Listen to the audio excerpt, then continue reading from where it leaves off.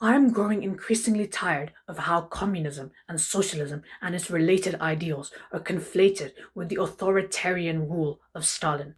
The truth is, Stalin was not a communist, nor was he a socialist. He was a pure blooded fascist. He emulated Hitler in unspeakable ways, from concentration camps to secret police to the destruction of opposition and repression of opposing views.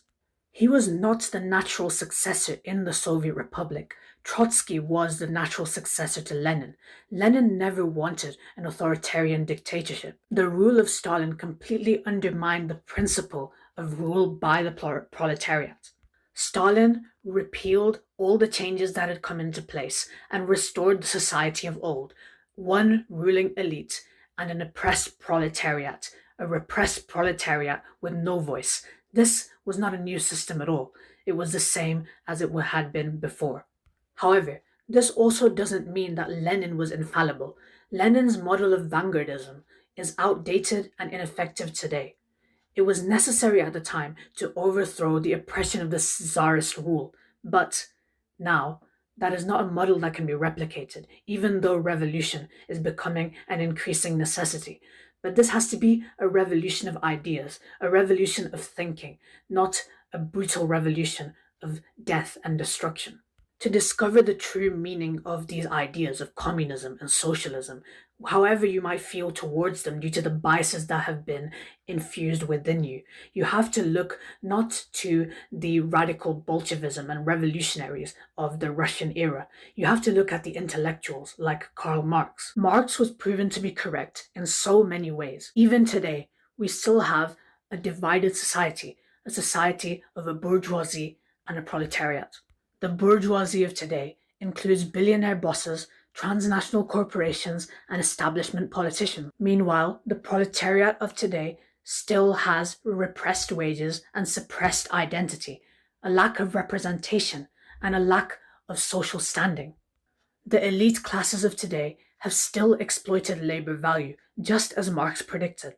Workers are still not rewarded in proportion to the value that they generate. Instead, we see obscene profits and shareholder payouts, which are not used for productive reasons. They are used and funneled into unproductive value, such as wealth hoarding, or into assets, which creates asset price inflation, or it is funneled into immoral activities like gambling or expansion of personal interests like excessive consumption, private jets. All of this is gratuitous and futile, yet it is sucking away the wealth of the lower classes and is perpetuating inequality. Class consciousness has solidified on both sides of the divide, but today, workers are faced with two possible paths to unite behind to achieve a revolution of ideas or a revolution of force.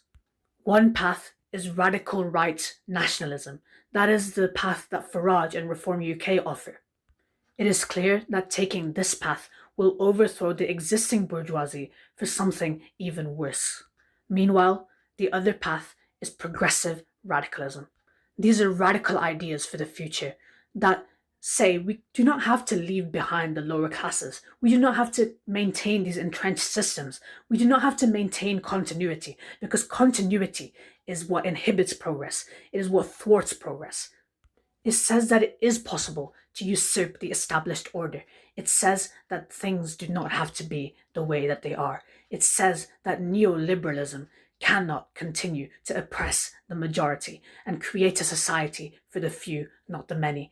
This inequality is not inevitable. If we want to reduce the alienation and the disillusionment across society, we have to take the path of progressive radicalism. This doesn't mean constraining ourselves to one ideology. It means pragmatic use of radical ideas. It means that where necessary, we can take the path that is the best for the country, not just the path that aligns with our ideological perspective.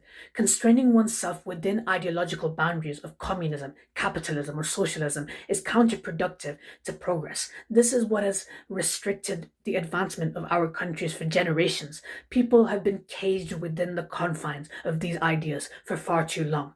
We need to move past all these established ideas, which have clearly been proven not to work in isolation. We need to combine all the intellectual ideas and forces that are available within society to achieve the best outcome possible, to remove the distortions in society, and to create a society where there is abundance for all people, not just for an elite few. The way we pursue this path of radicalism will determine whether we arrest the collapse that is taking place in our societies, or whether we see a continuation of this decline, whether we see a descent into nationalism, whether we see a descent into authoritarianism and repression. This is the path that faces all of us, and the choice has to be made now: progressive radicalism or ethno nationalism. That is the future. And this is exactly what Marx predicted: social divisions on such a scale where choices have to be made. Difficult choices, but choices which will ensure the future is a better reality than the present and the past.